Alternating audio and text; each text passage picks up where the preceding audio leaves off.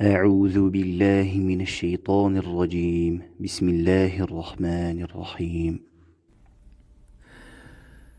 لا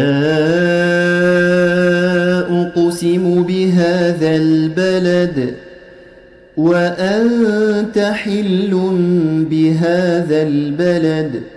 ووالد وما ولد لقد خلقنا الإنسان في كبد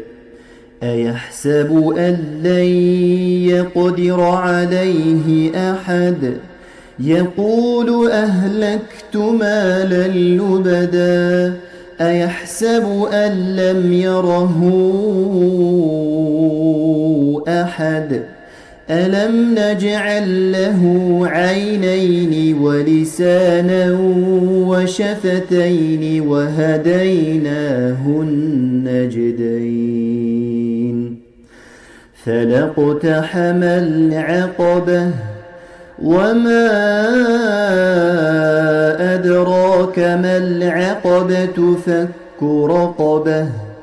أو إطعام في يوم ذي مسغبة يتيما ذا مقربة أو مسكينا ذا متربة